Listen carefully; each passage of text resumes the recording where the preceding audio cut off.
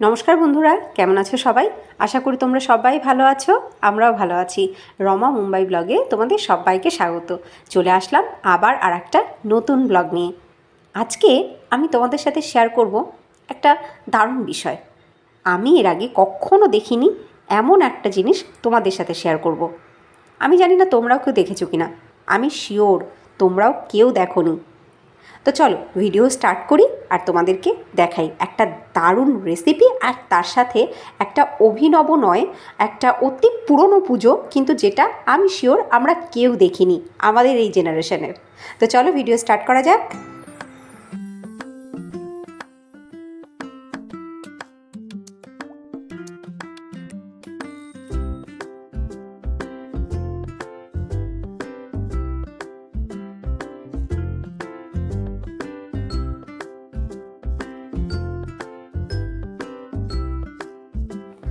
আজ দারুণ একটা রেসিপি তোমাদের সাথে শেয়ার করি।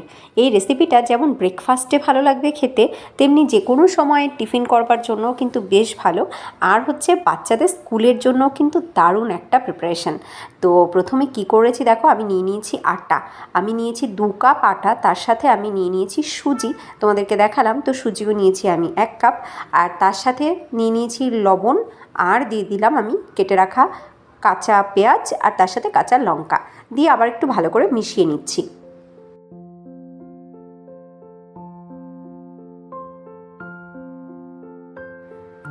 এইবার একটুখানি জোয়ান হাতে একটু ভালো করে ক্র্যাশ করে দিয়ে দিলাম, আর দেবো একটুখানি হলুদ গুঁড়ো আর একটু শুকনো লঙ্কার গুঁড়ো।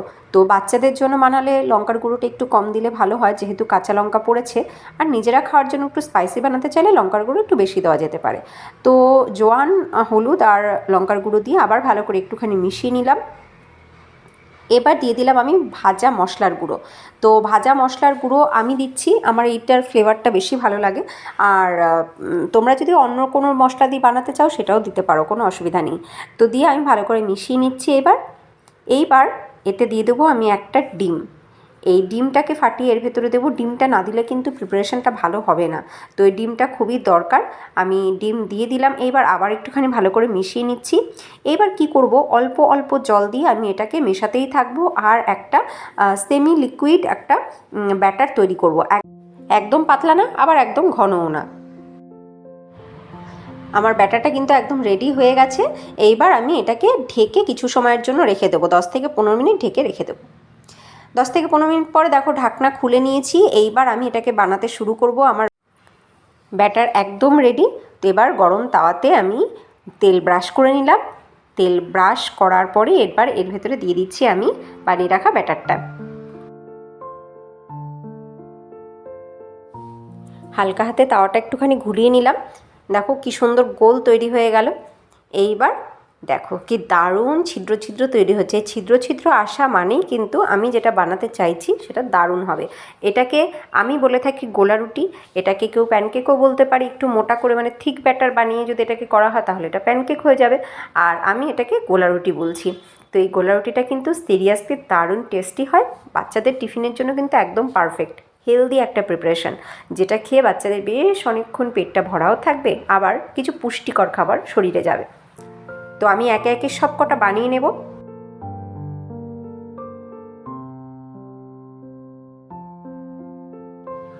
গোলা রুটিগুলো একটার পর একটা হতে থাক, ততক্ষণ তোমাদের সাথে একটু গল্প করি। আচ্ছা, আমার মতন তোমরা যারা মা হয়েছো তোমরা জানো, বাচ্চা জন্মের পর থেকেই মায়েদের একটা অন্য রকমের চিন্তা থাকে। আমার বাচ্চা ঠিক সময়ে হাঁটতে পারবে তো, ঠিক সময়ে কথা বলতে পারবে তো, ঠিক সময়ে সবটা শিখে যাবে তো। আবার এই টেনশনটা আরও বেশি বেড়ে যায় যখন ওই সেম এজের আর একটা বাচ্চা সামনাসামনি থাকে। তখন সেই বাচ্চার সাথে কম্প্যারিজনটা প্রতিটা মুহূর্তে বাড়তে থাকে। ওই বাচ্চাটা এটা শিখে গেল, আমার বাচ্চাটা কেন এখনও শিখলো না? এটা হয়, তাই না? সব মায়েদেরই হয়। এটা আমারও এক সময় হতো। তবে এই যে চিন্তাভাবনাটা মায়েদের থাকে, বাবাদেরও কখনো কখনো থাকে, এই চিন্তাটা কিন্তু আরও অনেক বেশি থাকে দাদু ঠাকুমাদের। দাদু ঠাকুমাদের আরও বেশি থাকে এই কারণ তাদের তো বংশধর, তাদের বংশধরের কোনো রকম ডিসপিউট থাকলে চলবে না। তাদের বংশধর একদম সুস্থ স্বাভাবিক, সব কিছু তাড়াতাড়ি পারবে, অন্য বাচ্চাদের থেকে ভালো পারবে, এটা হতে হবে। তো দাদু ঠাকুমাদেরও কিন্তু এই চিন্তাটা অনেক বেশি পরিমাণে থাকে। মা বাবা চিন্তা করে ডাক্তার দেখায়, আর দাদু ঠাকুমা চিন্তা করে আরও অনেক কিছু করে ফেলে। তারা মনে করে ওই ডাক্তারের থেকেও বেশি ভালো টোটকা কাজ করবে, বেশি ভালো কোনো ওঝা বৈদ্য কাজ করবে, বেশি ভালো কোনো পুজো অর্চনা কাজ করবে, এইগুলো ভাবতে থাকে কিন্তু দাদু ঠাকুমারা। তো এই যে ঘটনাটা তোমাদেরকে বললাম, চিন্তার বিষয়টা বাচ্চাদেরকে নিয়ে, তো এই রকম একটা ঘটনা আমার ছেলের সাথে ঘটেছিল। মানে আমার ছেলে যখন ছোট ছিল, একদম ছোট, তখন আমার ছেলে একটু দেরি করে কথা শিখেছে। মানে নর্মালি বাচ্চারা যে সময় ফুল সেন্টেন্স বলতে শেখে, আমার ছেলে সেই সময় ফুল সেন্টেন্স বলতে পারতো না। তখনও ও শুধু ওই ওয়ার্ডেই থেমেছিল, কয়েকটা ওয়ার্ডই বলতো। আর এদিকে ওরই বয়সী আর একটা বাচ্চা আমার শ্বশুরবাড়ির সামনে, সে পুরো ফুল সেন্টেন্সে কথা বলতো। ব্যাস, সেটা দেখে আমার শ্বশুরমশাইয়ের একটু চিন্তা হয়ে যায়, তার বংশধর, তার দাদুভাই কেন এখনও কথা বলতে পারে না। আর বাবা তখন এই চিন্তা নিয়ে কয়েকজনের সাথে কথা বলতে থাকে, আর তাদের মধ্যে কেউ একজন ওনাকে একটা পরামর্শ দেয় একটা পুজোর মানত করার। ওই পুজোটা করলে যারা কথা বলতে পারে না বা কথা শিখতে দেরি করে, তারা নাকি তাড়াতাড়ি কথা শিখে যায়। এই দেখো, কথা বলতে বলতে আমার আবার সব কটা রুটি রেডি হয়ে গেছে। এগুলো কিন্তু দারুণ নরম, দারুণ খেতে। আর দেখো কি সুন্দর হয়েছে, প্রতিটা দারুণ হয়েছে, আর দেখতেও সুন্দর, একটু হলুদ দোয়াতে রঙটাও হলুদ হয়েছে, দারুণ দেখতে। আর এটা কিন্তু যে কোনো দিন, যে কোনো সময় এটা খাওয়া যেতে পারে। তো আমার ছেলেকে দিয়ে দিয়েছি, দেখো আমার ছেলে খাচ্ছে সস দিয়ে। তো দারুণ খেতে লাগে সত্যি, এর সাথে কিচ্ছু লাগে না, একটু সস হলেই হয়ে যায়। আর আমার তো শুধু শুধুও বেশ ভালো লাগে। তো যেটা বলছিলাম তোমাদেরকে, বাবা তখন পুজোর মানত তো করে ফেললো, কিন্তু বাবা নিজেও জানতো না ওই পুজোটা আসলে কোন ঠাকুরের পুজো, পুজোটার নিয়ম কী, কী দিতে হয় এই পুজোতে, কী কী জিনিস লাগে এই পুজোতে, কিচ্ছু জানতো না। বাবা নিজে কোনো দিনও এই পুজোর নামও শোনেনি বা এই পুজো কোনো দিনও নিজের চোখে দেখেও নি। শুধুমাত্র বাবা না, আমার শাশুড়িমাও কখনো এই পুজো দেখেনি, আমিও দেখিনি, আমার বাড়ির কেউও কিন্তু এই পুজো কখনো আমরা দেখিনি।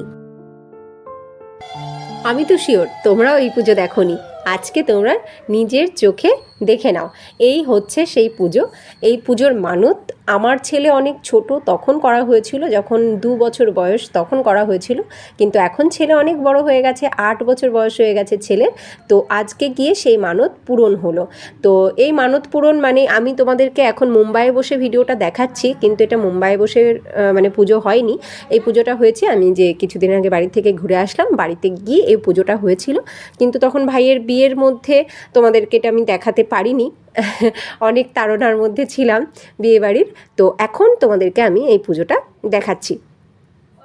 এই পুজোটা হচ্ছে বলা হয় বুড়া ঠাইরানির পুজো, ঠিক আছে? তো বুড়া ঠাইরানির পুজো, এই পুজোতে যে আয়োজন করা হয়েছে, ওই দেখো আমার শ্বশুরমশাই এসে দাঁড়িয়েছেন, এই যে আমার শাশুড়ি মা, যে ওনার হাতে একটা কলকে দিচ্ছে দেখো।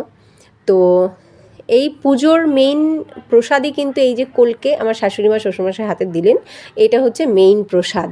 হ্যাঁ, তো আমি নিজে কখনো দেখিনি এমন মানে প্রসাদ হতে পারে পুজোর। আচ্ছা, আর হচ্ছে পিঠে, পিঠে বানিয়ে এই পুজো করতে হয়। তো যে কারণে এই পুজোটা করতে হয় মাঘ মাসেই, তো এত বছরে কোনো দিনও আমাদের মাঘ মাসে বাড়ি যাওয়া হয়নি, এবং মাঘ মাসে বাড়ি হয়তো একবার গেছিলাম, কিন্তু তখন এই বুধবারটা পড়েনি আমাদের ছুটির মধ্যে, বুধবার কি সোমবারই এই পুজোটা করতে হয়। তো সৌভাগ্যক্রমে এইবার ছুটির মধ্যে একটা বুধবার পড়েছে এবং সেটা মাঘ মাসে রয়েছে, তাই কিন্তু মানতটা পূরণ করা সম্ভব হলো, এবং আমরা সবাই খুব খুশি মানতটা পূরণ করা হলো। এই পুজোর আর একটা ইন্টারেস্টিং বিষয় হচ্ছে, এই পুজোতে কোনো ব্রাহ্মণের দরকার পড়ে না। এই পুজোর মেইন পূজারিনী কিন্তু এই দুজন, এই যে সবুজ চাদর পরা ভদ্রমহিলা আর হচ্ছে এই যে সাদা শাড়ি পরা ভদ্রমহিলা, এরা দুইজন হচ্ছে এই পূজার মেইন পূজারিনী। তো এনারা দুজনই পুজোটা করলেন, সব নিজে হাতে বানিয়েছেন এনারা দুজন। হ্যাঁ, ওই মানে পুজোর জোগাড় করা, পুজোর জন্য পিঠে বানানোই সব ওনারা দুজনই করেছে, অন্য কাউকে পুজোর কোনো কিছুতে হাত দিতে দেননি। তো এই কারণেই নাম হচ্ছে বুড়া ঠাইরানির পুজো। দেখো, এই পুজোতে নেই কোনো ঠাকুরের মূর্তি বা কোনো চিত্রমূর্তি, একটা ঘট পেতে আর বেলগাছের ডাল দিয়েই কিন্তু হচ্ছে পুজো। আরও আর একটা ইন্টারেস্টিং বিষয় হচ্ছে, এই পুজোয় কোনো মন্ত্র উচ্চারণ নেই, নেই কোনো পুষ্পাঞ্জলি দেওয়াও। তো এই পুজোয় আছে গল্প, মানে গল্পটাই মন দিয়ে শুনতে হয়। দাঁড়াও তোমাদেরকে শোনাই।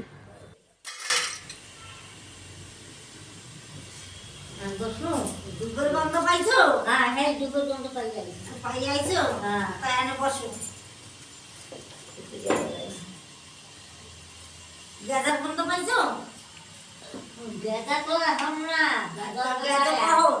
আগে দুপুরের এইদিকে কালকে আনি অগ্রাণ মাসায় দম যাইবে আর পৌষ মাসে খায় গানের পাড়ায় ছেলে কই বাবা, এদিকে আসো বাবা, এদিকে আসো। ওর মানসিক না হ্যাঁ। এই কইছিলাম হতেই আছে আসো কি বলে করো? একটু রুটি না নমস্কার করো ওই পাশে এই নমস্কার করো, নমস্কার করে মাথায় দেখো, মাথায় টেকে ওর দিয়ে দাও। আমার ছেলে তখন কথা বলতে পারতো না, তাই এই মানসিক করা। আর এখন তো ছেলে পটপট করে কথা বলে, বলতে শুরু করলে থামে না আর চিৎকার করে। ঠাকুরের কৃপায় সব কিছু ভালো হোক, সবার ভালো হোক, এটাই চাই। তো পুজো শেষ হলো, পুজোর সমাপ্তি হলো। তো প্রথমবার আমি এমন সুন্দর একটা পুজো দেখলাম, যে পুজোর প্রসাদ হচ্ছে পিঠে, যে পুজোয় নেই কোনো মন্ত্রোচ্চারণ, নেই কোনো পুষ্পাঞ্জলি, নেই কোনো ব্রাহ্মণ। দুজন বুড়া ঠাইরানি পুজো করলেন। খুব ভালো লাগলো আমার এই পুজোটা দেখে, তোমাদের সাথে শেয়ার করতে পেরেও খুব ভালো লাগলো। দেখো এখন আমরা এই যে শাশুড়ি পুতের বউ দুজন প্রসাদ খাচ্ছি, পিঠে, চিতই পিঠে, বেশ ভালো লাগছে। আর ক্ষীরটা কিন্তু দারুণ হয়েছে, ক্ষীরের সাথে চিতই পিঠে। তো আমরা সবাই প্রসাদ নিচ্ছি, তোমরাও প্রসাদ দেখো, মানে ভোগ দর্শনে দুর্ভোগ কাটে বলে। তো তোমাদের কেমন লাগলো পুজোটা অবশ্যই কিন্তু জানিও। তোমরা কেউ কি এই পুজো এর আগে দেখেছো সেটাও একবার জানিও।